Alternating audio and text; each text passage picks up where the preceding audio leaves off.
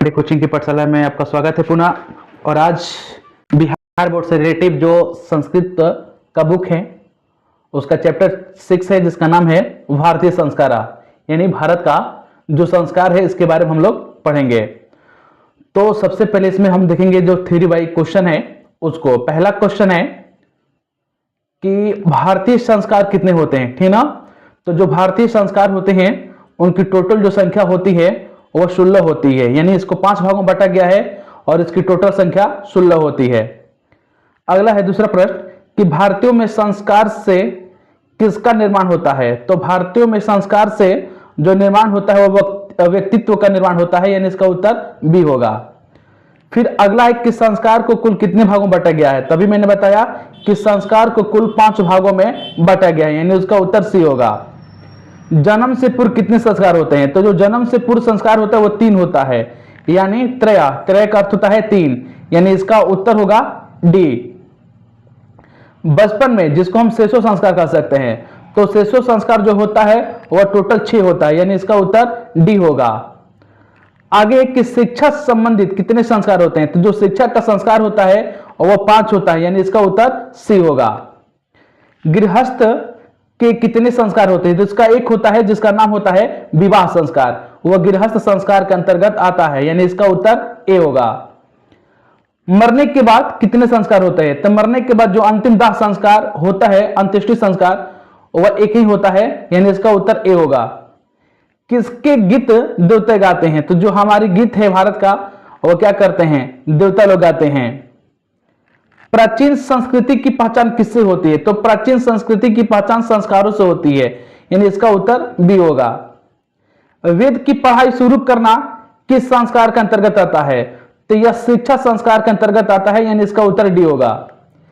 किस संस्कार के द्वारा मनुष्य गृहस्थ जीवन में प्रवेश करता है। तो विवाह जो संस्कार है इसके अंतर्गत मुख्य रूप से जो मनुष्य होता है गृहस्थ जीवन में प्रवेश करता है, अर्थात इसका उत्तर सी होगा। मरने के बाद कौन सा संस्कार संपन्न होता है। तो अंत्येष्टि जो संस्कार होता है वह मरने के बाद संपन्न होता है, जिसको हम दाह संस्कार भी कहते हैं। अंत्येष्टि संस्कार कब होता है, यह तो मैंने अभी बताया। तो अंत्येष्टि संस्कार मरने के उपरांत होता है, यह मरने से पहले कभी नहीं हो सकता है। आगे है कि अक्षरारंभ करना किस संस्कार के अंतर्गत आता है। तो अक्षरारंभ जो संस्कार है वह शिक्षा संस्कार के अंतर्गत आता है, यानी इसका उत्तर डी होगा। सप्तपदी क्रिया किस संस्कार में संपन्न होता है। तो विवाह संस्कार में क्या होता है, संपन्न होता है, यानी इसका उत्तर सी होगा। पुष्पवन संस्कार किस संस्कार का अंतर्गत आता है। तो जो पुष्पवन संस्कार है वह जन्म से पूर्व का क्या है, संस्कार आता है, होता है, यह उसका उत्तर ए होगा। गुरु के घर से अलग होकर गृहस्थ जीवन में प्रवेश करना किस संस्कार के अंतर्गत आता है।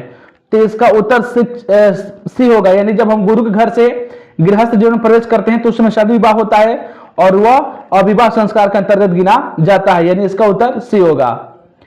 सिंदूरदान किस संस्कार के अंतर्गत आता है। तो यह भी विवाह संस्कार के अंतर्गत आता है, क्योंकि सिंदूरदान शादी के समय यह संस्कार किया जाता है।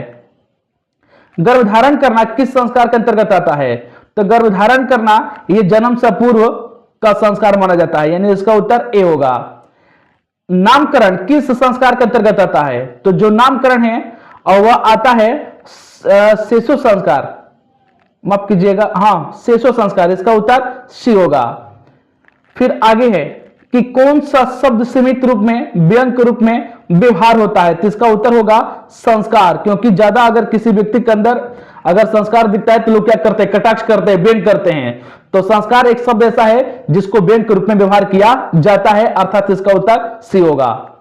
भारतीय संस्कृति का परिचय किससे मिलता है। तो भारतीय संस्कृति का परिचय संस्कारों से मिलता है, क्योंकि हमारी जो पहचान है वह संस्कार है और संस्कार से ही हमारे भारत की संस्कृति का परिचय प्राप्त होता है।